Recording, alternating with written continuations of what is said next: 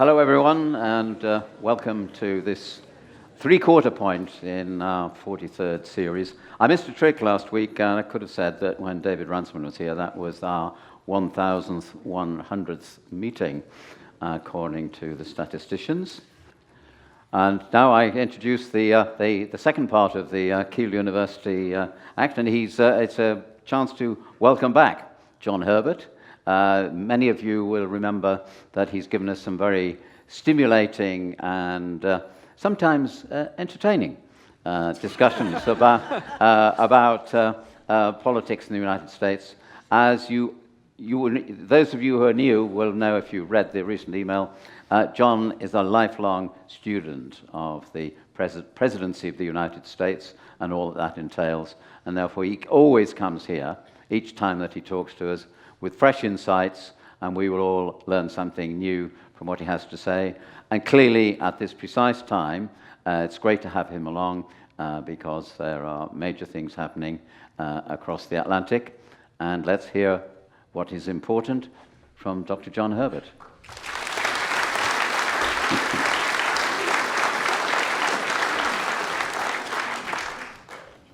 Thanks, Bill, and thanks for that kind introduction. So I appear to be on a mission to entertain you. I'm afraid my juggling's not quite what it was, so it's going to have to be American politics. It's lovely to be here again. It's lovely to be here. The last time I spoke to the group was straight out of the teeth of the pandemic. It was one of the first experiments with being online and so on. And I'm just delighted to see the group thriving after that experience, because we all went through extraordinary times, and I was really worried about the kind of social capital and how it would have been shattered by the experience of our isolation and so on. And so it's a real delight to see you all here, and of course I keep in touch with Bill regularly. I'm the substitute. That's the truth of this. I'm the substitute. So he's always on my case. Would you be free if? But it's a joy to know that this is still working and is still important. So it's a real pleasure to be invited back. So thank you, Bill. Now, when Bill and I talked about this, one thinks of the election schedule. Oh, where will we be? February. We'll be in the middle of the primaries. There'll be loads of great material to talk about. Who's beating up on who? Who's the real freak candidate? How's this all going to work? And you sort of expect to have a particular type of contest with many runners and riders in front of you. And that is not where we are. We're back there again already. I did think maybe I should superimpose a tiny little picture of Nikki Haley, who's still in the race in the corner there, to represent the fact that she's still in the race. I think she's hanging on in the hope that Trump, one of the legal cases, fells him, or he finally finds the outrage button he's been searching for so long to explode his candidacies. But in everybody's view, this is kind of over. Haley didn't get the momentum going. So we really are presented now with let's be blunt, the somewhat unedifying prospect of the longest ever general election contest for the American presidency. We're going to have 10 months of the mudslinging that we just about got through 6 months of in 2020. So it's in some senses, I've got to give a very different kind of talk than I usually would here. And so what I'm going to do is try to come at this from a kind of deep institutional level. That doesn't sound sexy, but go with it for a minute.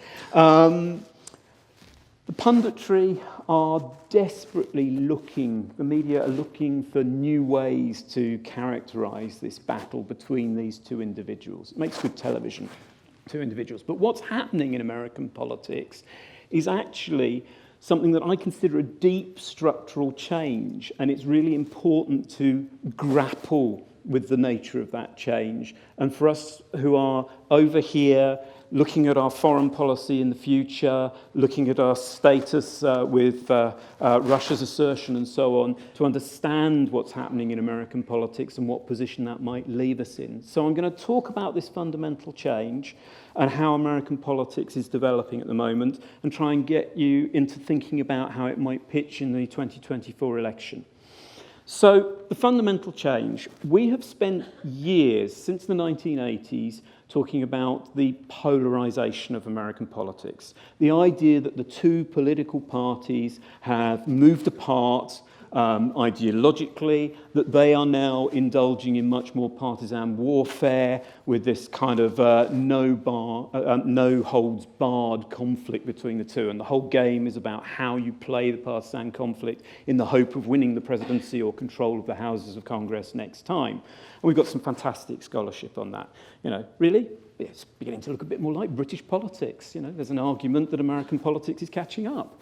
But this polarization has played out in spectacular ways in terms of making it much harder to get anything done in the American political system. You'll have heard all kinds of mentions of gridlock in the United States, and that the constitutional system creates a dependence on cooperation between the parties that is just much less available and much less prevalent.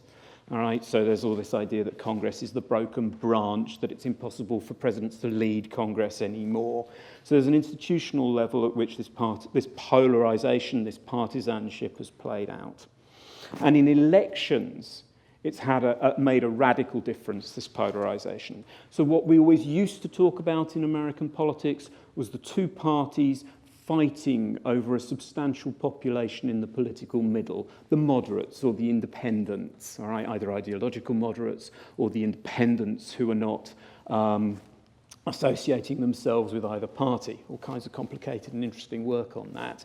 But this polarization led to a different way of characterizing elections. Instead of it being the two parties competing over the center, it became conceived, particularly since 2004 and the Bush post-9/11 election, where Karl Rove was chief Republican strategist, the contest becomes not the battle over the middle, but can you get more of your own party out? You make it a turnout contest between the two parties. So we're all on the same team. We've got to get everyone on our team out, and that's how we'll win the election. We can get more people out than the other guys, and of course, there are a whole series of dark arts here to the political campaigning, which involve not only how do we enthuse our own guys, but how do we drop things into the game here that make the other party less likely to turn out their people? How do we find the issues to damage the other candidates? How do we find the issues that will split the other party? So you've got this shift of moving from the competition over a moderate middle to a battle to get your own people out. Now, that shift has always been qualified. It's always been messy, and that's probably even more true in this particular cycle coming up, because the contest is actually going to be fought out in just a few competitive states. All right? Most people will say 10, maybe 8 states. When you get into this, there are a few big hitters that are going to really matter. A lot of this contest is going to take part in Pennsylvania, Michigan, Georgia, Wisconsin. Places like my adopted home over there, Philadelphia, and Atlanta, are going to see an awful lot of these guys.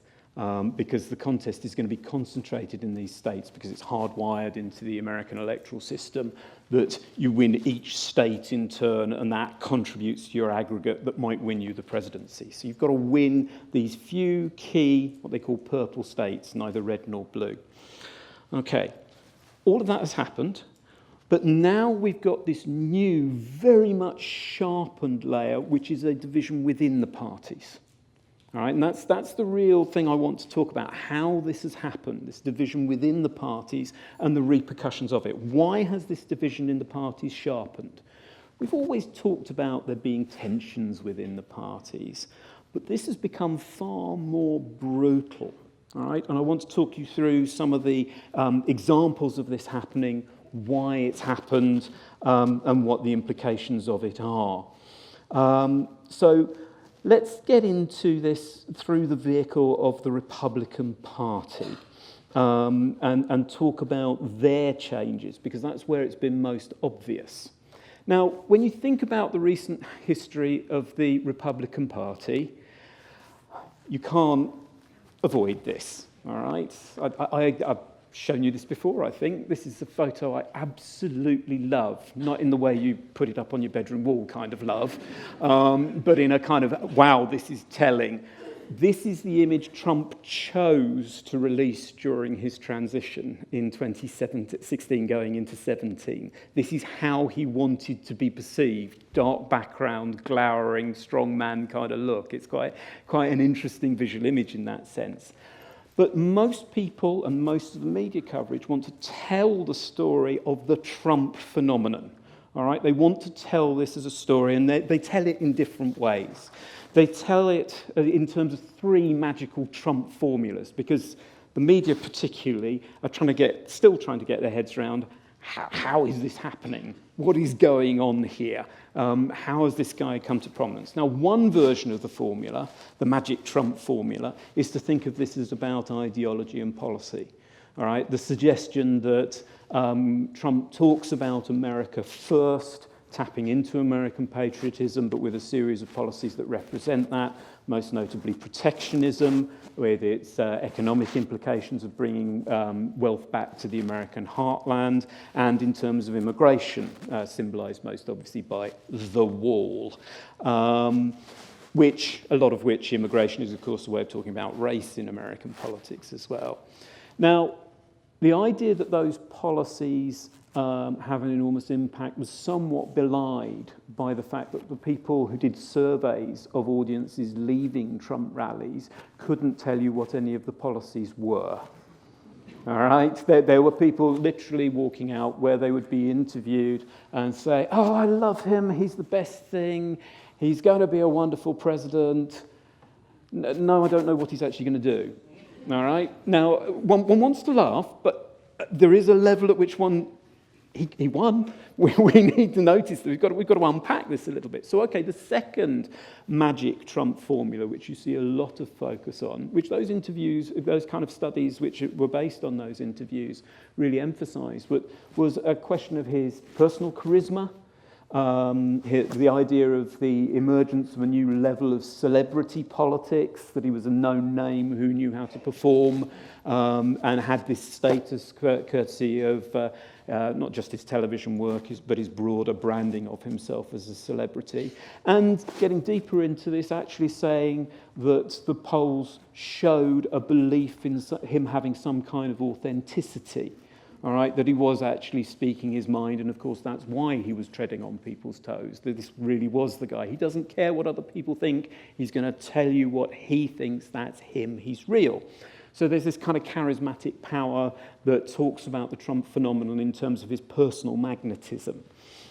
I think the story that will most tell in retrospect is it's actually about the frustration of a generation of voters concentrated in certain geographical areas who were dealing with terrible economic circumstances because of deindustrialization, primarily, because of the statosphere that went with that and the cultural challenges of the demographic changes in the United States, and a whole bunch of people who were looking for an opportunity to vote for someone genuinely different, all right, who were ripe for that opportunity. And if you want to start building up your list of the Donald Trump genius qualities, right, his perception of that, his awareness of that, was something that was enormously significant whilst the rest of the political system was not willing to acknowledge it. It's a classic business disruption model, actually, of looking at it and going, right, there's a whole market out, past the market out there, which is not being served. It's normally when you're a business disruptor going into a marketplace, it's normally those who are at the economically lower end of the market that you're targeting. And this fits that model. Trump read that far more effectively than many other people. So their frustration allowed him to take a populist position of, we are going to smash the system up because it is not serving you. And if you look at the economic experience of a lot of those people, they recognise the stories he was telling. If you look at the kind of identity politics that he played around race, and I'm not going to get into the whole, oh, it's all racist stuff, but there is an identity politics there that he's trying to engineer. That's about their experience and their understanding of what's happening in the United States. So I think that's probably when the histories are written in 20, 30, 100 years' time, those will be the real headlines. None of these are exclusively right. I mean, 10 seconds thought, if I shut up for long enough to let you think, you would see the interconnections between these and how these interweave. But I think the third one is going to be the core of the story we're going to tell. However, the other part of the story is the stuff that the media aren't really going to be paying very much attention to in the day-to-day coverage. So I've got a different kind of lens there. Appalling image, but let's just go with it. This is a bigger movement and a bigger story to try and describe about how this division in the parties has happened. And it's a fundamental change in the institutional structure of American politics, which means this is not just a Trump story, it's not just an ideological story. From roughly the turn of the century, we've had changes in the political funding and in the media that began to fundamentally shift the interaction between and within the political parties. What I'm saying at this point is that we've got these three ways of potentially explaining the Trump phenomenon, but there is a broader set of institutional changes here which allow Trump to emerge. One of those changes is about the development in media and media technology, which facilitated the success of these new, distinctly partisan conservative media outlets. All right? We talk in the field very casually about the idea of a conservative media ecosystem as though it's always been there.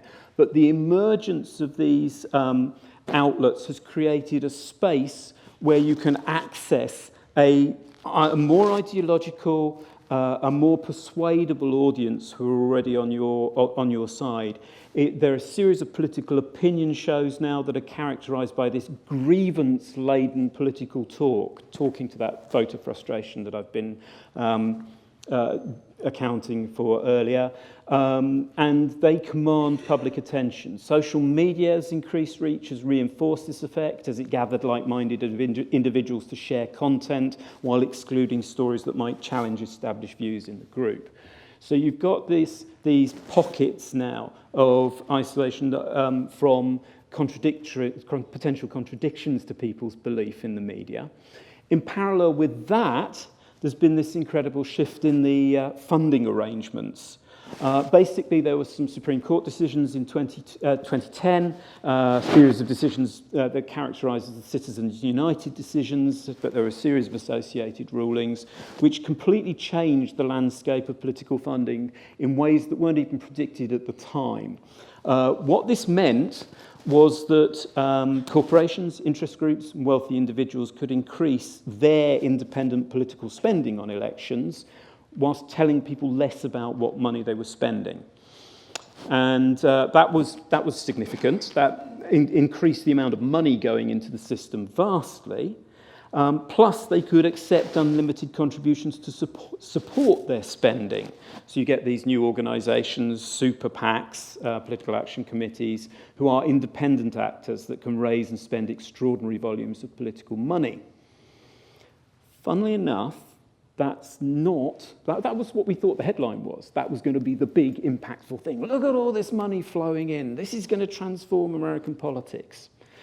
Actually, what that, combined with the rise of social media, allowed to occur was the development of and access to many, many, many more small donors. All right, because you can donate online now. Small donors, defined in the literature as people contributing less than $200, could be accessed easily. And if you could persuade them to come up with money, you could raise vast amounts of money. When you look at, say, Trump's funding from the last campaign, he got roughly little less than half his money from small donors, people who were impassioned enough by who he is and what he's doing simply to give their own money. This is not all about corporations. This was the thing I think most people didn't see coming as to how these rulings would change the shape of the game. Because you now have this dedicated group of small donors that the campaigns are perpetually trying to access for more funds and for more contributions. And they are now key. And what our work in the field has shown, a particular guy called Ray LaRaj has done some amazing stuff on this. He's a lovely guy, very incredible humility given the significance of what he's managed to discover. What they found is that the people who are the small donors are the most ideological. They're the most impassioned. They're the most keen to see radical candidates, people who take extreme positions. All right? The moderates, it's politics. Don't think I should put any cash into that. You know, they're not moved by this in the way the very committed ideological donors are. So the shape of the game has changed in terms of how you have to raise money. You've got to get that steady stream of messaging, extreme messaging out to these guys that will activate their wallets, their credit cards, to get them on board. So what you've got now is a social media machine producing little clips of the right radical extreme messages being fed to these guys to try and get them to contribute to the campaigns. So that dynamic is deep and institutional here. This isn't all about, wow, Trump said extraordinary things and it bowled over the entire system. This is the structures of the system changed that allowed a whole series of further developments to come about. And you can track this path through from, on the Conservative side here, watching how this has played out in Congress. So some of my recent work is about what's called the House Freedom Caucus, a group in the House of Representatives who are furthest right within the Republican Party. Traditionally, very much social conservatives and traditional Reaganite-style economic conservatives who believe in tax cuts and small federal spending. All right, so committed ideological position, who have basically found a way to play the system that allowed them to be very influential. I just want to get into that a little bit to explain how this has played out. What they do is basically set themselves up now to be individuals or a caucus who can access their own sources of funding. That's important because they used to be dependent on their political party. All right, the way the parties had developed, the leaders in Congress, those party leaders, had become incredibly influential because they had leverage over their members. All right, if Trevor here, I'm going to put him on the spot, is your party leader here, all right, he would have had leverage over all his members because if he doesn't provide the money for you to run for office, you're not going to get elected, all right, because he can channel funds your way. That makes him really important in your life. However, if it only takes a website and a way of getting media attention in the conservative media ecosystem for you to raise that money for yourself, when Trevor comes to ask you to vote for something, you can tell Trevor to go hang. All right? You're in the position to go, well, I'm still going to have access to funds and connections with conservative organisations because I've got my own base, and I don't have to respond to the party leadership. So what we've seen develop within the Republican Party, particularly in the House of Representatives, is this Freedom Caucus, this group of about 30 or 40 legislators who operate as a group, support each other with funding, keep each other going through the elections, and can operate with semi-independence from the party. And they can relate to the elite conservative organisations, the think tanks and the interest groups, and get their support by taking positions that most closely represent them against their own party. It's a kind of sub-brand. So what you've got is this idea that there's the broad tent that is the Republican Party, not that broad in the era of polarisation, but a broader tent. And then this group of 30 or 40 have managed to pull themselves away with their own funding and their own support to maintain a semi-independent position. Now that's crucial when you're layering that over a system which is polarised, where the two parties are fighting the whole time. Because it suddenly means you've got this group of 30 or 40 extremists who are in a position to say, right, we won't allow the Republican Party to have a majority to back any piece of legislation they want to get through. The Democrats are not going to come on board with any legislation that the Republicans want to get through. They're going to hate this. They want to see the Republicans lose. So you now have the leadership of the Republican Party. Sorry, Trevor, you end up in another situation where you're going, oh, how do I juggle all these pieces and make this work? But the leadership are suddenly looking at this going, I've got to get my party to stick together, so I'm going to have to listen to these extremists on the right. I'm going to have to pay attention to these guys because I don't have the leverage over them that I used to have. So what you've been watching play out over the last few years is the exercise of power by that small group that has managed to create this status for themselves. And that's pulled the party right over to the right and reinforced all the polarisation and all the extremism. All right, consequences of this. Ask Speaker Kevin McCarthy, all right, who went through the humiliation at the start of 2023 of having to fight tooth and nail to get himself elected Speaker, and then towards the end of last year found himself kicked out of the role of Speaker that he'd fought for his entire political career to try to reach. All right, that was the act of the House Freedom Caucus and actors within it, who wanted to make the leadership pay. They wanted to influence how the party was behaving, its policies, its governing strategy. And so all these paroxysms that you watch play out with record numbers of votes over who was going to be Speaker, a series of weeks playing out where there was no Speaker, as everything developed in Gaza, so it froze the funding of American policy at a point where Congress really wanted to respond, but there was no Speaker, and there was this ongoing fight. This extraordinary set of political circumstances play out because this influential small group of legislators had hacked out this particular institutional position to give them power. Now, when Trump was in office, they threw their lot in with Trump. Now, that's messy in terms of their ideological views as opposed to Trump. But what it means now is you can watch Trump being much more influential over the party because he has accessed their leverage. They are loyal to him, so that he is now in a position to have a disproportionate say over where the Republican Party goes. All right? There's an awful lot of stuff in the coverage that says Trump owns the Republican Party now. No, he doesn't. He has leverage over the Republican Party. The Republican Party has steadily resisted him on a series of issues, right through from when he first became president in 2017.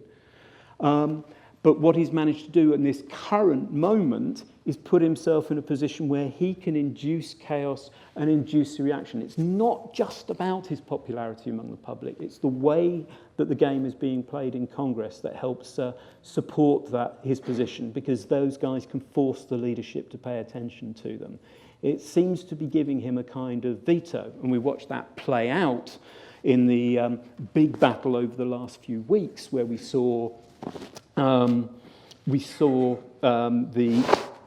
extraordinary negotiations over Ukraine and Israel, and whether the Congress was actually going to fund operations there through foreign aid, which Republicans then demanded that you built new immigration measures into that legislation.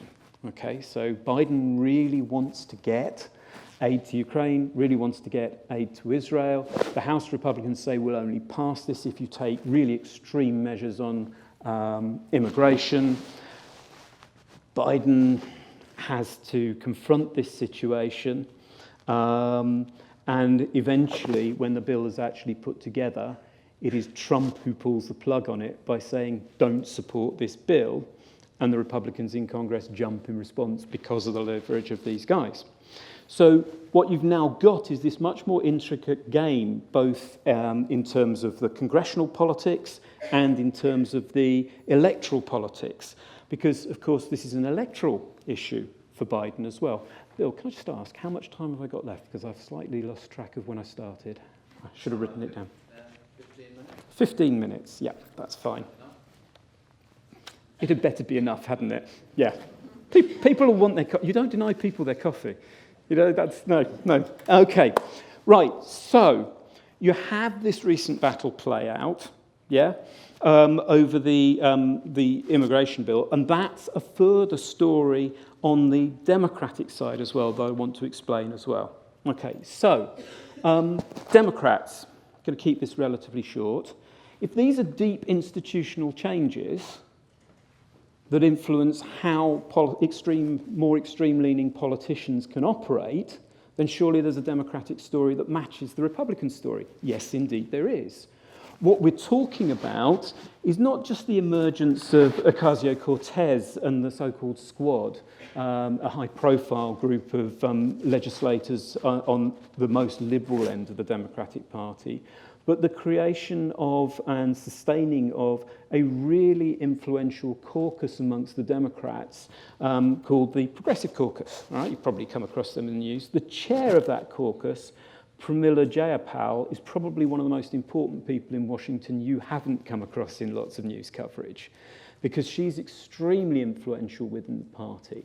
And the reason you haven't heard that much about her is because Biden has been working really closely with her in developing legislation. And they've been working over the last few years to try to develop a program that will keep both the progressives and the moderates in the party happy.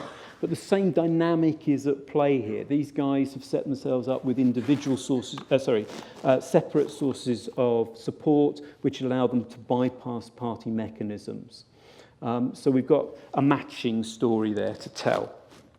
Okay, so what does this mean in terms of the election? We've now got this image of two parties that are genuinely divided within themselves, and there is substantial tension between them. The challenge as these two candidates work through towards November is that every decision they take has to be seen through the prism of trying to motivate their base to turn out and vote, and trying to target those few thousand voters who are going to be the key players in each of the few crucial competitive states. So what you've just seen with this immigration policy story that I've just been telling is an extraordinary transition on the part of Joe Biden. Okay, so let's tell the story from Biden's perspective. Biden came into office as an immigration liberal. Okay, no ambiguity about this. His pledges in the 2020 campaign were very much liberal. A lot of the liberals in his own party were delighted by the positions he was taking. And you can take this a little further.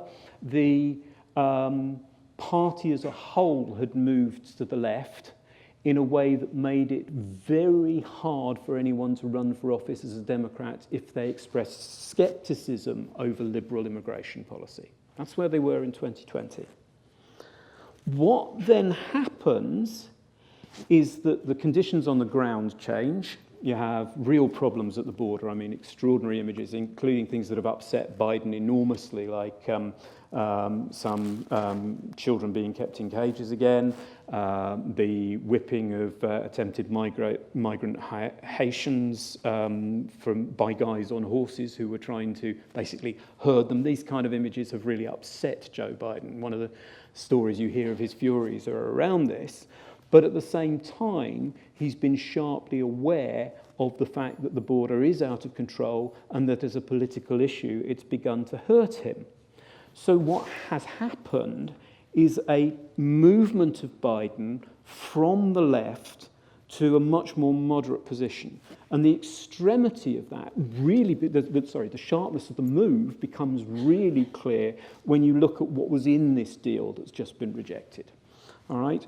What you were looking at in the deal on immigration and Ukraine funding and funding for Israel was to give the president the power to shut down the border if the numbers coming over the border were substantial.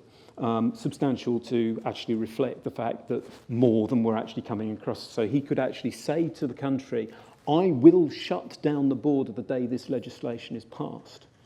A tightening of asylum laws.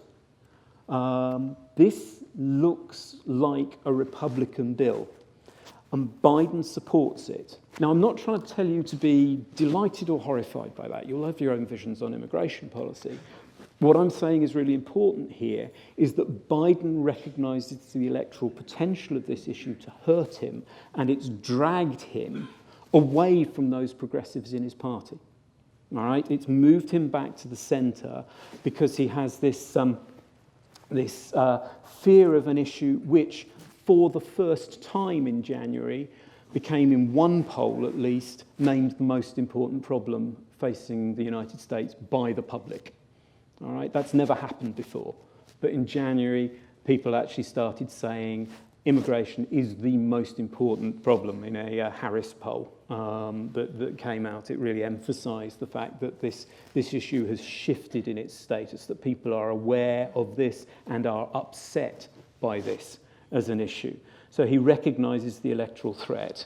So he throws his weight behind this bill. There's intensive negotiations involving Senators Langford from the Republicans, Murphy from the Democrats, and Sinema, an ex-Democrat and independent. They put this bill together, and it's kind of genius by the Republicans. They get Biden to shift to declare his support for it. So he's committed to it. He's upset his own progressive wing. And then they simply walk away. So he's done himself the political damage of committing to support a bill that will alienate his own dedicates, you know, the people who are the people who are really committed to the Democratic Party. But at the same time, he's not managed to eliminate the issue because the Republicans have walked away and he can't get it through Congress. So the issue is still going to be there, which is exactly what Donald Trump wanted.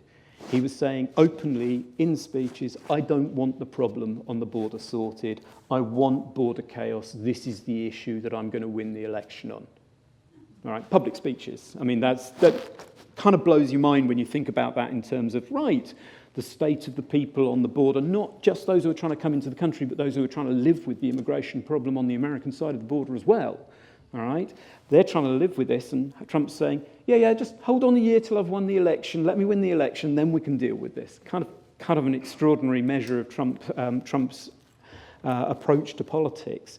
But what you get is Biden being caught on the horns of this dilemma set by the fact that he's got a group of progressives who are younger, who are multicultural in their outlook, who are much more diverse and really care about the immigration issue.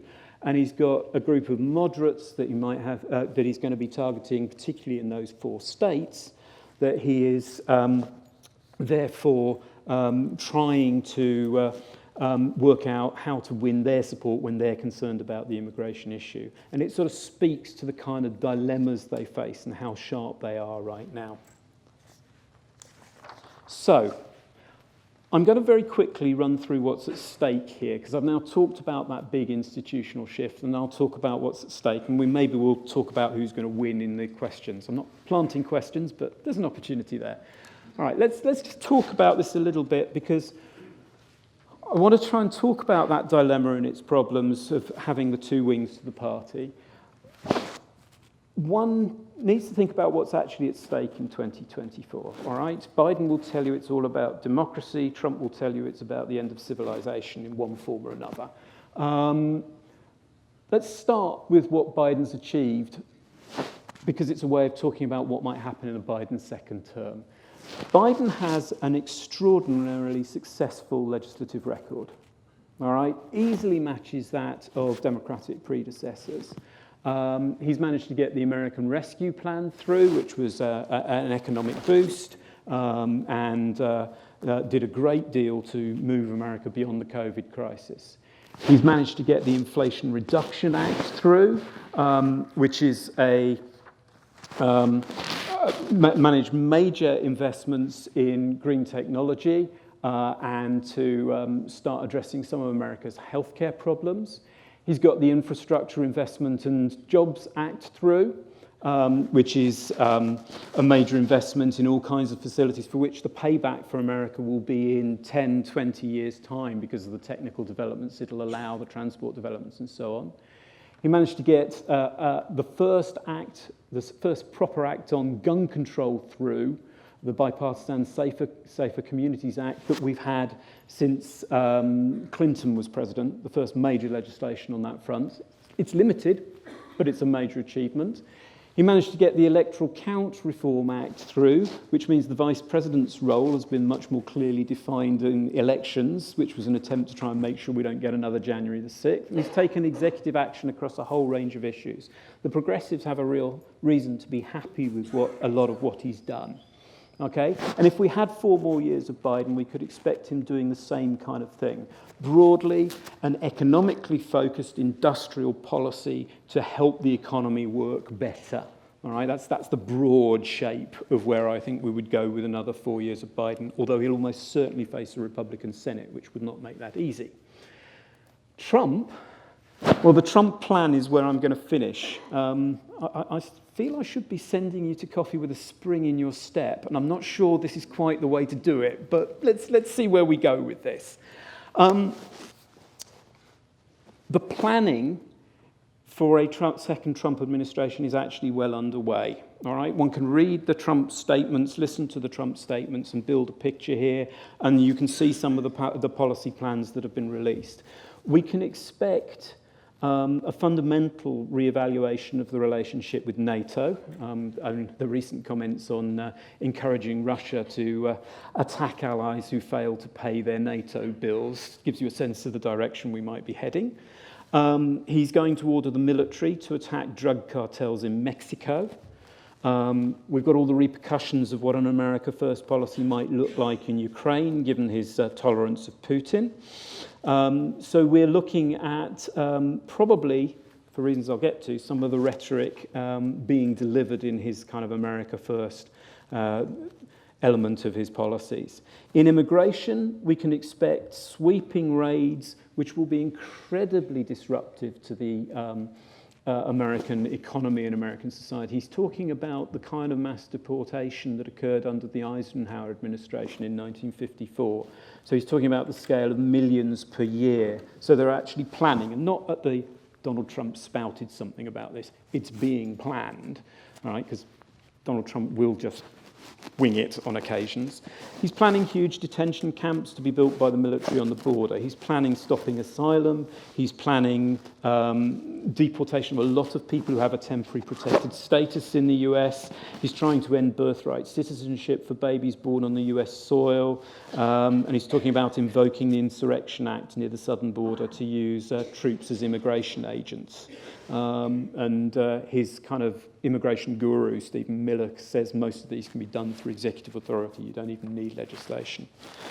On the economy, he's talking about massive new protection measures. He wants to introduce a universal baseline tariff, meaning an import tax on most imported goods. So this will raise costs for US consumers and for manufacturers that buy foreign goods. It'll be alienating to allies. And the threat, of course, and he's promising to deliver this, is an expanded trade war with China. The adventures of 2019 don't seem to have been enough. He wants to go back and enact new restrictions on Chinese ownership of assets in the US, bar Americans from investing in China, and basically ban a whole series of Chinese-made goods to encourage American industry. And economists will tell you that's really potentially rather problematic for the American economy. He's going to do this through executive power. There are a series of measures that they started before he left office to restructure the bureaucracy to be much more loyal to the president of the administration, effectively above the existing law, with the way he conducted himself. So this idea of Schedule F employees, these are people who won't have the normal employment protections against firing. He's talking about a category of tens of thousands of federal workers. And he's also talking about introducing a new team of lawyers at the head of every department to push the law as far as humanly possible to try and further his agenda. But I suppose the last one, retribution. It's all these pledges on his part to use the Justice Department to prosecute former adversaries. All right, so the rhetoric is very much after, is about getting after the people who have provided political opposition. That's not just hollow talk. He tried to push the Justice Department to investigate a series of people on personal grounds around the the investigation of his relationship to Russia, over Secretary of State John Kerry because of his behaviour, James Comey. So when he talks about wreaking vengeance against his adversaries, this isn't just hollow. This is ending the post-Watergate norm of the Department of Justice having investigative independence from White House political control. So that's a major shift. So those are the stakes, to quote a Lyndon Johnson advert. These are the stakes. 4 more years of Biden, which to voters does not look and feel like a change, and someone promising extraordinary and radical change. And maybe we'll get a chance in the questions and answers to talk about whether they'll be persuaded by that.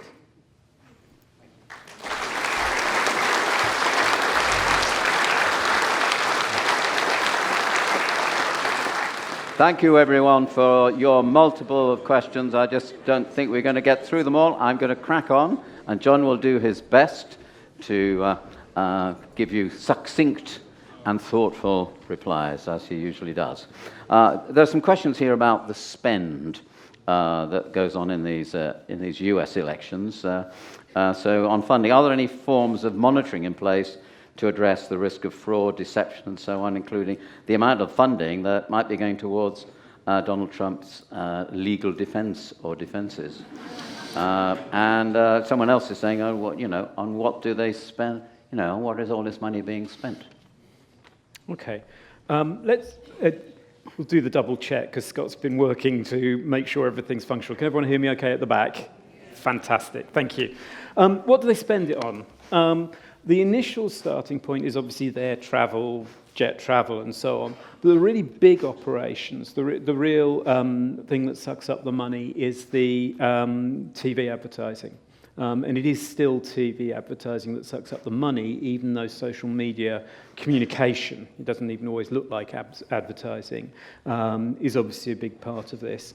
These are extraordinarily large operations where one has to appreciate the way they've changed over the last...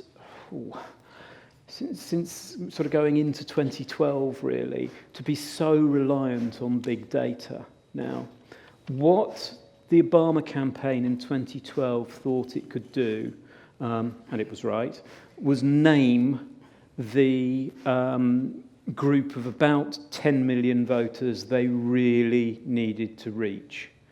So the operation was then concentrated on them. And we are in this era of political marketing now, where they would claim that they had 2,000 to 3,000 data points on each of those voters. All right, 2,000 to 3,000 data points on each of them. Names of children, ages of children, occupations of children, what they've been watching what they've been using the internet for, what they've been watching on television. How you would best advertise to them, what car they drive, what subscriptions they have. This is the nature of big data. And of course, that is a device by which to try and discern which messages are most likely to resonate with those individuals when you're messaging them, when you're trying to use various devices to get through to them. So, you can actually use your money much more efficiently in TV advertising if you can get your target audience and say we need to hit that program where the advertising is quite cheap, but we'll hit a large batch of the people we need to hit, and then we'll follow up with all the social media, which is individually targeted on the basis of our systems. All right, so big data in political marketing is a big factor, and it doesn't come cheap. All right, you've got to pay your people to do this. You've got to run a substantial operation to do this. So that's part of the story, but it's still largely television that is actually the thing that demands all the money. There are various other things, the various pins and placards and all of that, but it is television that's the headline. That brings to the interesting question then of how well this is actually policed. Now, Yeah, sorry, I've got a question, because that's a question that Alistair Duncan's asking. He wonders, should there be limits imposed on US elections in terms of how much they can spend? Is that the sort of question you're about to answer? I was actually going to... I'll come to that, yes. Yeah, let's work through to that. What I was going to say is that with this set of judgments that came through on Citizens United, which are labelled Citizens United in 2010, it basically created this system that is incredibly hard to monitor. Because what you have is an official campaign run by a presidentially nominated team that are running the official campaign. But you now have all these other organisations that work independently of that campaign. They're not allowed to consult with that campaign, but they are throwing massive amounts of money into the campaign process as well. So there's this kind of paper-thin wall, which means these guys aren't supposed to cooperate with one another, but tracking the activities of all these different super PACs, super political action committees, is an extraordinary challenge for anyone who's trying to follow this.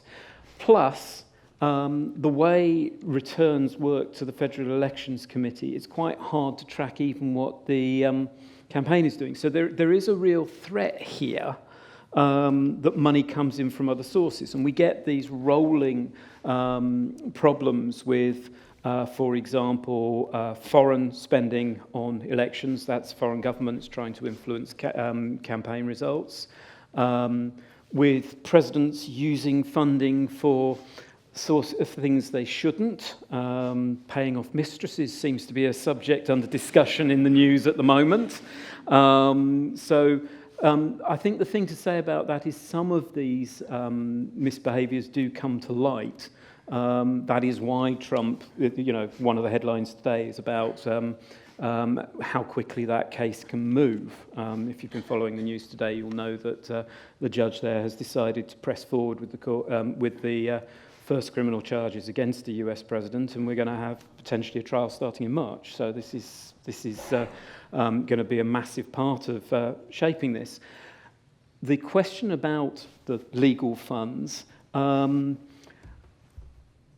it does kind of amaze me that Trump is clearly raising vast amounts of funding to pay for these legal cases, and it is within the rules to do so. It is legitimate to do so. I find that extraordinary, but it's not leading to another set of cases. So yes, some of that campaign funding is very much being channeled into the legal cases, and no, that's not against the law or unacceptable behaviour as it's thought about. I guess those writing the law maybe thought the electorate might have some views as to whether that was a good way to spend campaign money and might vote accordingly, but we'll see. Right, in terms of I mean, all the spend is partly influenced by the length of these campaigns, and Jo Sexton is mentioning, she's claiming, I don't know whether we heard it from the High Commissioner, that Canada has a 2-week political campaign for general elections. Why does the US need 2 years? I mean, is this a sort of been argued about, and is there any likelihood that their way of doing things could change? Funnily enough, of course, it has been changing. It's been getting longer and longer and longer and longer.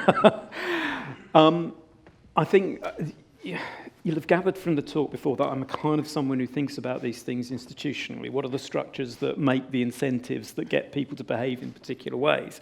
And what we've now got is this bizarre moment after the midterms, 2 years before a presidential election, where everybody suddenly turns around and goes, right, who's going to run for president? And we've effectively now got, with the on-television primary debates running through half the year before the election, we definitely have an 18-month campaign. And this time we had people declaring around the turn of the year before those television debates. So we have this 2-year system, and we've got to ask ourselves, why has this happened? Why has this happened is because people believe they can gain a march by acting early. So Trump wanted to get into the campaign early to scare other potential contenders off. All right, Trump controls a lot of the machinery because he's built campaigns in 2016, 2020. He's appointed people to head and to other senior roles in the Republican National Committee. He owns the machinery. So declaring early is a keep off message to anyone who might challenge him. The stakes of this are going to be high. And the same is true of Biden. Both of them have acted like incumbent presidents defending their own territory. It's just for Trump, it's incumbent as figurehead of the Republican Party rather than actually as president. So they've had the incentives to go very early, which puts someone like DeSantis, the governor of Florida, under enormous pressure because the media are asking him every day, "You're going to run? You're going to run?" And he's going, "Well, actually, I want to talk about issues in my state." "Yeah, but are you going to run?" The agenda gets taken over because the media wants that story. So it's driven the schedule back. Now, there was another bit of a competition over which states runs their primaries, which is also first, which also has driven it back as well. And the parties have acted to try and control that. So I can see the parties wanting to draw this back, but I don't think it's going to change anything because there are no rules around that first year. All right, there's nobody saying, right, you can't be on television campaigning? What rules would you actually come up with? We're not going to let anyone near Iowa or New Hampshire. No one who's a Republican who doesn't live in those states can go there. There's not a way of stopping this because these guys are sussing out the territory, trying to work out whether they can put a candidacy together and whether it'll resonate. So I think we're lumbered. I've got a few questions about Biden because Trump tends to dominate any discussion about the United States, doesn't it? Not on your part, but when other speakers come, that's for sure. So let's hear what members are saying about Biden. Right. Does the endorsement by Taylor Swift for Joe Biden give a boost to the Democratic campaign? Nick Sharman, why doesn't the US electorate recognize and appreciate Biden's achievements? Chris Nibbs, Trump is so good at exploiting opposition's weaknesses and nickname politics. Shouldn't Biden be on the ball and exploit Trump's many weaknesses? And Graham Daly, I believe Biden has been hugely and unexpectedly successful in reviving the US economy. If this is true, more important, is it true in the swing states? In other words, is still the economy stupid? So if you could, rather than answer each of them individually, you get the flavour, and what are your thoughts on Biden? Okay, Taylor Swift. Yeah, no, it's a legitimate question. There are pieces out there on this, and Taylor has incredibly dedicated followers, just people who are really committed. Not all of them are voting age, but I'm going to get bad social media on that, aren't I, now, if that ever gets out. But there are a group of people. Swift is a phenomenon, an absolute phenomenon in terms of the loyalty she commands. So her endorsement would be significant. Of course it would. There's political danger there for her, though, because, if you are suddenly someone that Republicans can't stand because you've associated yourself with Biden, that's actually a risk for an artist now. And the reason I'm highlighting that is they may do it out of conscience, they may do it because they think it's important and the right thing to do, but actually from their business perspective, the US is so divided now. All right? There's this survey question that gets put out there which says, okay, if your child brought a partner back who was of a different race, would you, to be potentially marrying your child, would you be upset about that? Would you take action about that? Would it worry you?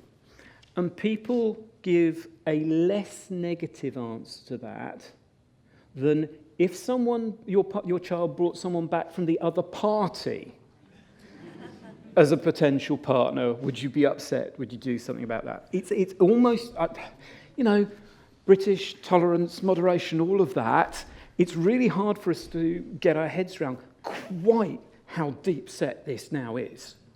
All right? Now, you can talk about communities that went through things like the miners' strike, where that kind of, in Britain, where that kind of political passion was so resolute, and it sort of split, and it's such a sensitive issue. An awful lot of America feels like that in terms of its politics at the moment, and that politics infects everything. It infects the business calculations of anyone who wants to be any kind of media star. So that's why I'm sort of taking that one on and giving it more attention. And you shouldn't just go, oh, Taylor Swift, give me a break. This kind of thing is quite interesting in terms of what it tells us about the States. Now, the question about the US economy, that's just such a good question. Why don't Americans recognize the achievement? Because clearly the economic numbers are good. Yes, a bit of a twitch yesterday in terms of the inflation rate, but the economic numbers are good. Biden has achieved a lot. So why is it that people still aren't giving him as much credit on the economy as they perhaps should? And you can go into the data on the correlations, and they really aren't matching previous performances. One way of talking about this is the shock of the inflation in particularly 22. This is a generation in the States, sort of the people in their 30s and 40s and younger, have not lived with inflation before. They've never had an experience like that. All right, they've never been through that experience of turning around and going, hang on, everything's 10% more expensive. My mortgage has gone through the roof. All right, I know people in this room, a number of you will have harked back to an experience you'd previously had of 70s and 80s and maybe living through some of this. But it's an incredible shock to a lot of the millennial generation particularly, and people older than that as well. So one reason is that inflation. There's a second reason buried in the inflation as well. The inflation has fallen back differentially. Let me explain what I mean by that. The inflation that hit was on across the board, and particularly in food and gas prices. The things that people... Sorry, petrol. Yeah, all right, I've gone native, forgive me that. But what happened with the decline of inflation was most of the things that fell back in the basket of goods were the things one buys occasionally. TVs, all right? Prices dropped. Air fryers, whatever it is you're buying, the big white goods kind of stuff, all of that, those things dropped back. But the day-to-day, the food and the petrol, those didn't, because those were partly a function of problems in the Middle East, Ukraine, etc. And that inflation did not fall back as fast. So people's perception of the inflation was maintained, where even though the data looked good. And what we're now watching is the process of that adjustment coming through. So we've seen in the last couple of months record improvements in consumer sentiment. All right, we've seen this real pickup. The message is getting through, but we would still expect lag time for that actually to appear in Biden's approval ratings, for example. We know there's a lag time. What we're freaked by when we look at these numbers is why the lag time is longer than it usually would be. And that differential inflation question is part of it. So I think that's one of the reasons it's not got through. And one thing, I said earlier, suddenly there's this poll that says immigration is the most important issue. That represents a significant win for Biden, even though it's a disaster for him, because that means the economy isn't the most significant issue. So they are beginning to move. People are beginning to perceive this. So I think we are going to see the normality reassert itself in that sense. Last one, why can't Biden basically play Trump? All right, Biden has decided on a narrative where he is going to defend democracy against, look, mad bloke. Yeah? That's basically one of the core narratives of the campaign. Therefore, he can't be mad bloke. All right? If you're going to be the voice of sanity here, you can't then go, oh, I'm going to call you names too. You know, my conquer's going to take out your conquer. It's the playground thing. You know, you can't do that if you're going to be, I'm defending democracy. All right? So he's very carefully stepped back from that. And he's done that through 2020 and is doing that right now. There's a sentiment underpinning this, of course. He wants to win the moderate and independent votes who are turned off by Trump's behaviour. All right? The people who actually look at Trump and go, I don't like you. You know, personally, I do not like you. I might still have to vote for you, and we'll get into that a little later, but that is part of the audience Biden won in 2020 and wants to win again. So you can't get down in the gutter with him if you're going to try and win those target voters that the Democrats desperately need if they're going to win the election in 2024. I'd like a quick answer, if you don't mind, because it's legal, to Amy Dixie's question. She says it's a naive question. I don't think it is. How is Trump still allowed to run? He's been impeached. He seems to have been indicted for so many offences that it seems unbelievable. How is he still credible? And she adds, how is he still credible to the electorate? Let's skip that and concentrate on why is he still allowed to run? And do you think he'll still be allowed to run by the time we get to voting day? That was a nasty little twist to throw at the end. Throw in at the end there, Bill. Okay, right. How is he allowed to run? He was impeached, but he was not convicted of either of the impeachments. All right. So the process was there of the House passing articles of impeachment, throwing it to a trial in the Senate, and the Senate did not convict him.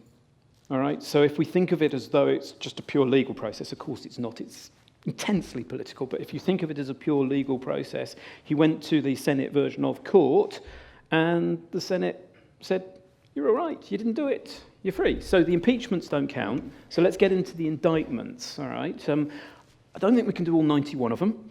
Just in a nutshell. In a nutshell, his own party, who are nominating him, believe he is a victim of a political campaign, and he is reinforcing that message, so they have nominated him because they believe, as he tells them, it's a political campaign against him. So he's not actually... not actually been convicted. There are cases that have been decided against him, E. Jean Carroll on sexual assault and the issue of libeling her, slandering her.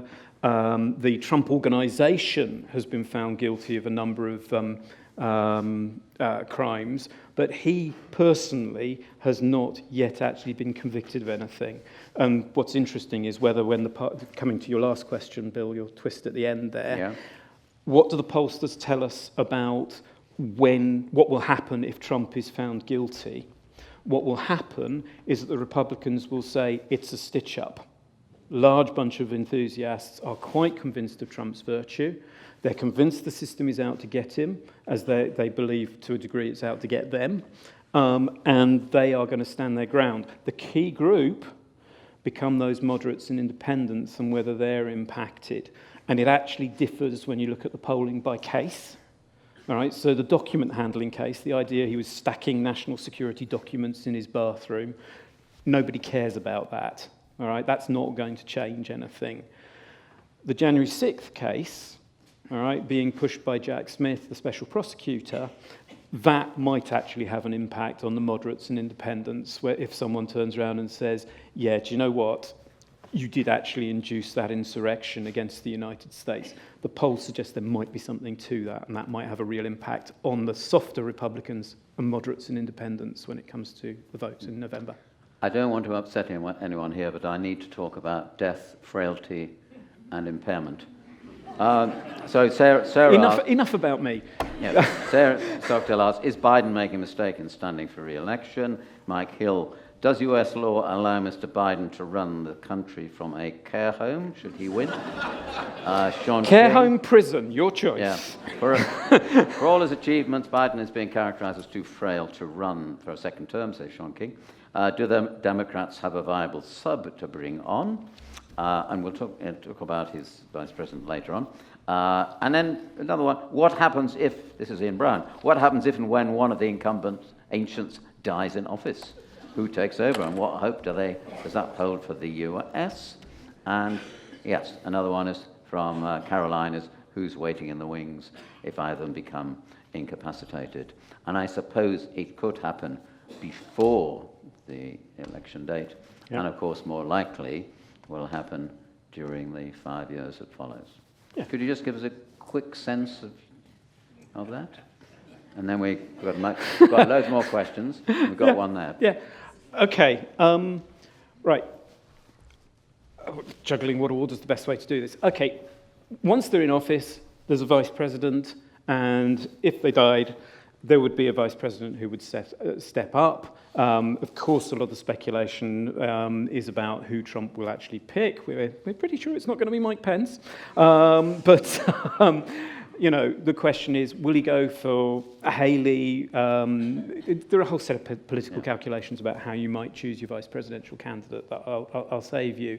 But in terms of dying in office, that's pretty clear cut, and then they have to, whoever becomes president has to nominate someone else to be vice president, and there's a congressional process to choose who goes into that role. So that's in office is fairly clear cut. It's actually in the next few months that gets quite interesting. It's quite clear cut with Biden that the Democratic machinery would pivot on a sixpence to Harris because they can't now set up another primary campaign, and they will not want the convention to turn into some kind of really messy experience where they're not clear messaging about why Trump should be beaten. So I think they would rally quite quickly behind Harris, not least because who else would they rally behind? There's a lot of stuff about the Democrats have no bench. They have a bench. They have lots of people who could run for office. Whitmer would be a great candidate. There are a series of governors, in fact, who would be good candidates. There are a whole bunch of senators who would love to be candidates. So they have other options, but I think they would go to Harris. So that's the vice presidential and the death in campaigning issue. Let's take that through to the Biden age issue.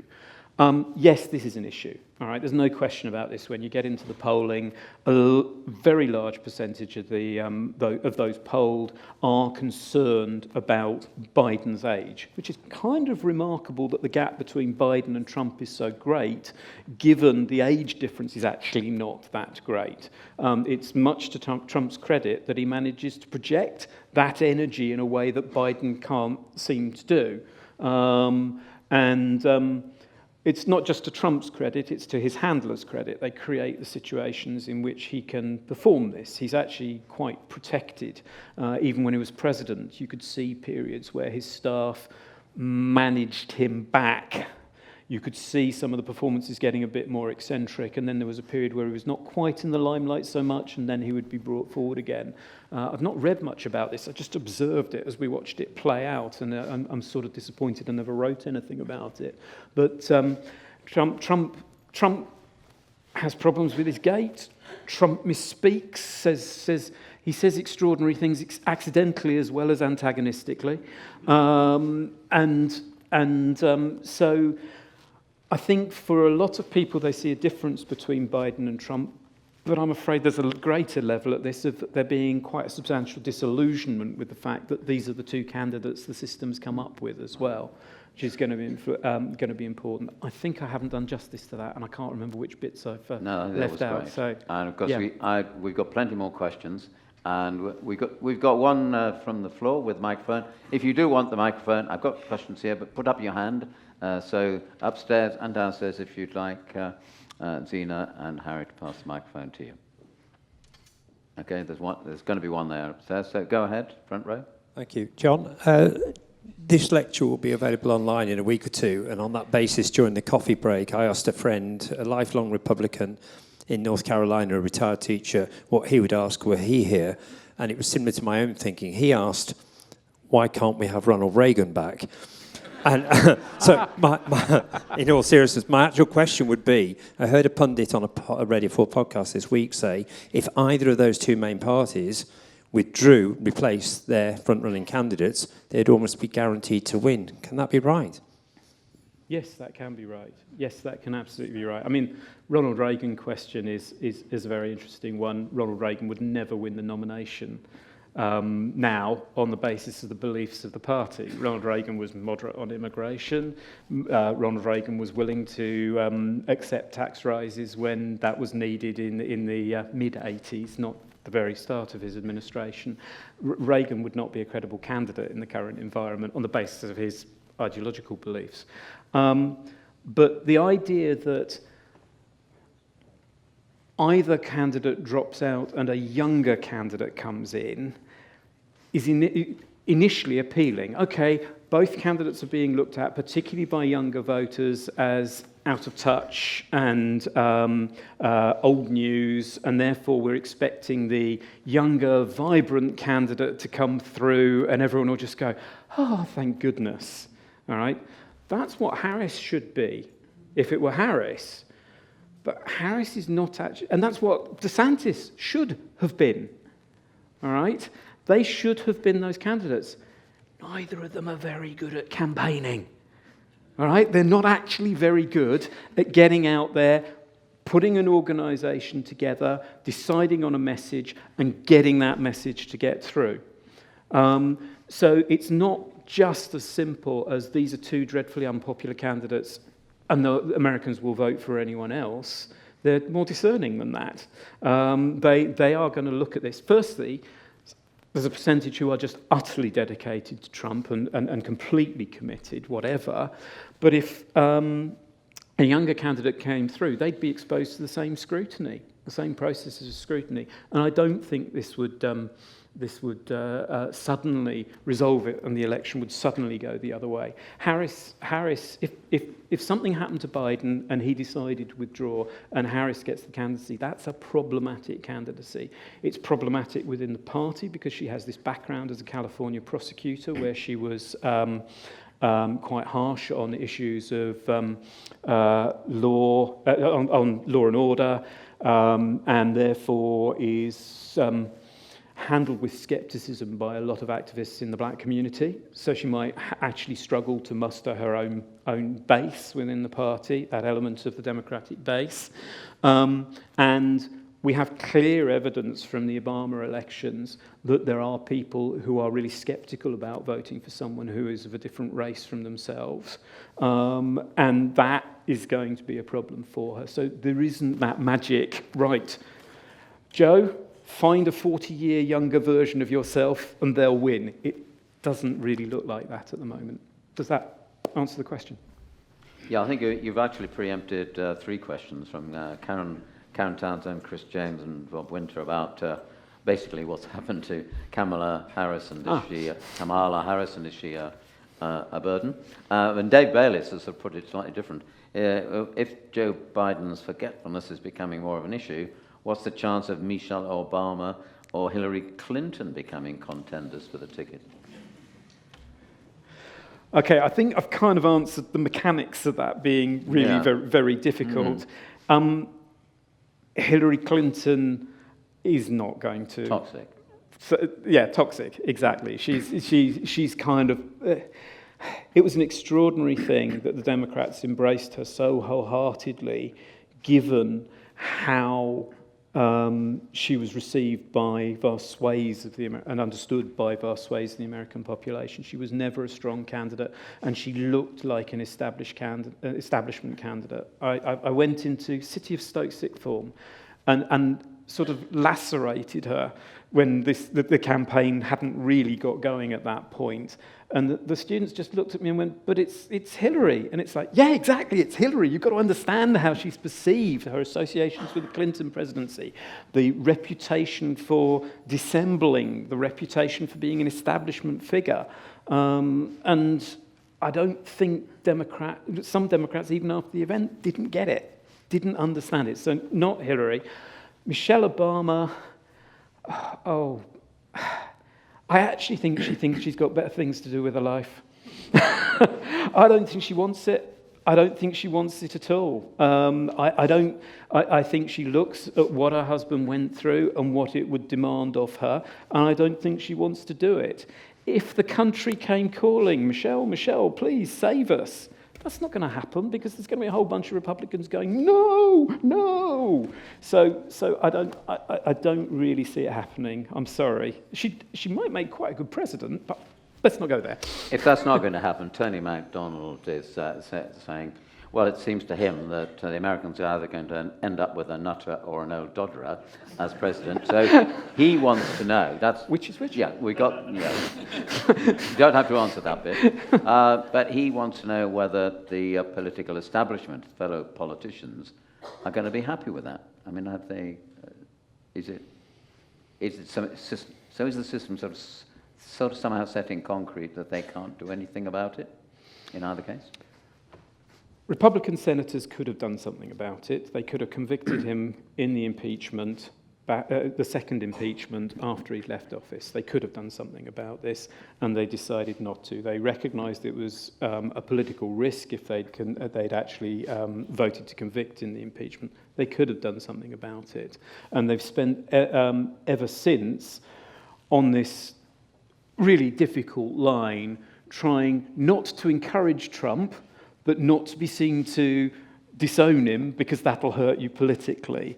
And they have not taken the opportunity that they could have taken to do something about that. Will they be happy with his election? The Democrats, I think, will be pleased with Biden's election. They're terrified of Trump. The aim is to beat Trump. That's why most Democrats have basically shut up whilst Biden ran for the nomination. That's why no serious opposing candidates emerged, because they all fear 4 more years of Trump. They think that would be dreadful for the country. They worry for American democracy. So they will be glad if they get Biden back. And yes, okay, maybe he has some features of age that are hindering him. But they may see that as an opportunity to have more chance to shape the legislation they pass in Congress. So I think Democrats will happily settle for Biden as long as he doesn't give away the game on certain policy issues, like he seemed likely to do a couple of weeks back on immigration. Republicans and Trump is an extraordinary relationship. They fear their own electorate's love of Trump. They can't cross him publicly, but oh my word, they go out of their way to sabotage him when he's actually trying to change policy. All right? Trump had a Republican Congress in 2017 and 2018. He tried to get immigration reform through. His own party threw it back in his face. He tried to get healthcare reform through. John McCain walked into the Senate, stuck his thumb down and scotched his healthcare reform program. He tried to take action on COVID, and Congress basically took it over because they didn't trust him to do it, and they came up with their own legislation.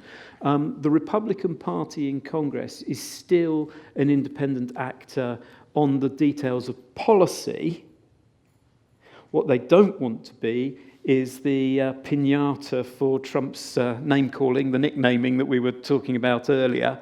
They want to keep below the parapet in terms of their political careers. So if you ask Republicans privately, journalist after journalist will tell you this, if you ask Republicans privately, are you happy with Donald Trump getting another term, they'll go, no, please make it stop.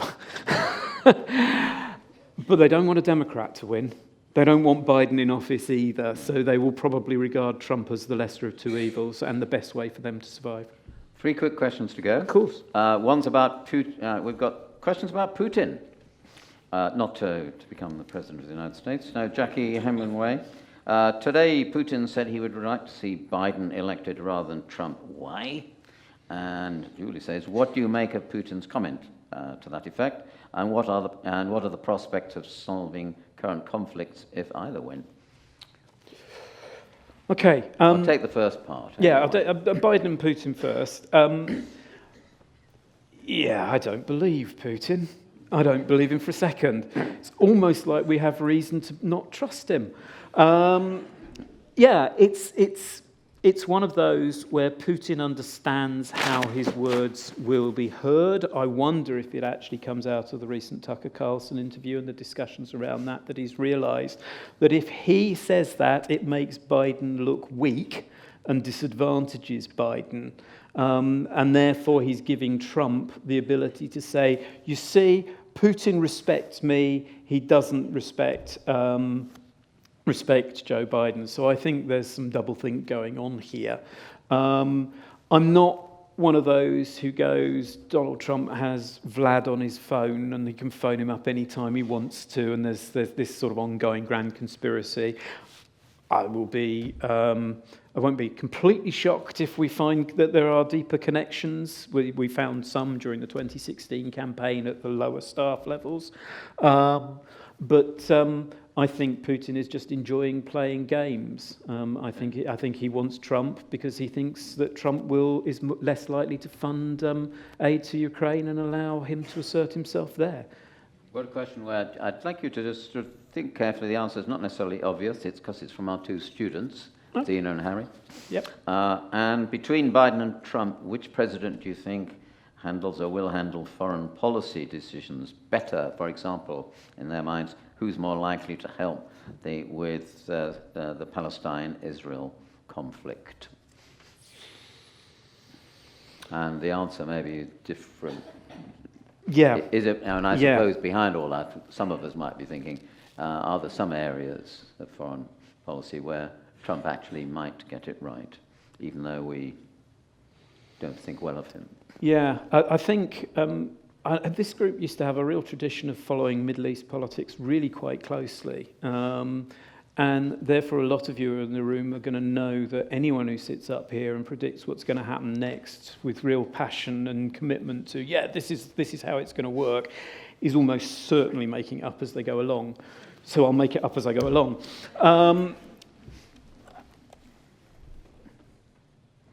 Biden is not pushing Netanyahu as much as his party would like him to at the moment, and that is hurting him politically. It's one of those issues that's actually playing out in some of the communities, most notably Michigan, which really might influence his chance to win that state, because 10,000, 20,000 voters voting a different way could make a difference to the result. So he's steering this path. Trump is all in for Israel. Trump is absolutely all in for Israel. And in terms of which of those is more likely to get us to any kind of solution, I find it very hard to imagine that Trump's support of Israel is somehow going to utterly dissuade Iran for continuing its activities. So my view is always that the only way we're going to come out of this is once both sides see it as in their need. They both are in such a situation that they need a settlement. And we are an enormously long way from that. I don't think Biden or Trump are going to get us there, but Biden is probably the more likely. I'm going to finish on the question that you didn't want. You didn't say you didn't want it, but I suspect you don't. From Anne Plant. It's a very short question requiring a very short answer. Who will win? Yeah, you see, I've quite artfully dodged that for the entire session. But I do, in fairness, when I thought about what questions are going to come my way, there are about 3 pages on who will win. So if we can just spare another hour. Okay, I don't know. I think one way you can think about this is if we're predicting election results, we look at economic performance as one of the prime things for predicting. And that discussion earlier about why don't people perceive Biden's achievements, and my suggestion that that is going to improve if the numbers keep on side, suggests Biden is going to come back and Biden will actually win on that basis. One other way that this gets talked about is that turnout competition, who's going to enthuse their voters on either side. And clearly, Trump generates an extraordinary level of enthusiasm among his supporters, which Biden just doesn't. If this becomes a partisan turnout competition, then Trump is in the jump seat right now. Trump is in the stronger position. And you'll note how I've so far dodged the question by saying, well, this suggests this suggests this. I think that this is purely lifted, all right? I'm shamelessly going to repeat a podcast I was listening to here. They went to a series of pollsters and said, what numbers are you going to watch in the next in the next year to try and tell you who's going to win? And the number that they kept coming back with, to the extent that the people running the show had to say, no, give us something other than that, we've got that already. The people who are really interesting are the double negatives, all right? The people who don't approve of either candidate, all right? They don't have favourable views of either of them. Some people call them double negatives. Grammatically, that upsets me. But other people call them double haters, which is a great term that I rather enjoy. These are the people who are sitting there going, I don't like either of these guys. And they swung decisively to Biden in 2010 and made a difference in almost all of the key states. All right, this bit I'm getting beyond the podcast. They made a really substantial difference to the election result. So those are the guys to watch. And the suggestion is that they are most influenced by the economy, if we're talking about which issue is going to play out most. It's the economy that is likely to influence those guys most. So if you have to choose between which of those approaches you take, you end up going Biden as the incumbent with an improving economy is in the strongest position. But frankly, please do not go and bet your house on this and then come and see me afterwards to say, you lost me my house, that advice you gave. It's not that clear cut. You listen to what the pollsters are doing, and there are so many different cuts, and it's basically going to come down to that handful of states, those few voters in that handful of states, and the messaging that the campaigns get through to them, and that's going to define it. And that, as I hope I brought across at the end of the last presentation, will make a radical difference to where America goes next. Thank you, John. Could I first of all thank Professor Trevor Macmillan for illuminating us on so candidly about the situation and progress of Keele University. Thank you, Trevor. And we look forward to hearing from him with even more positive news next year.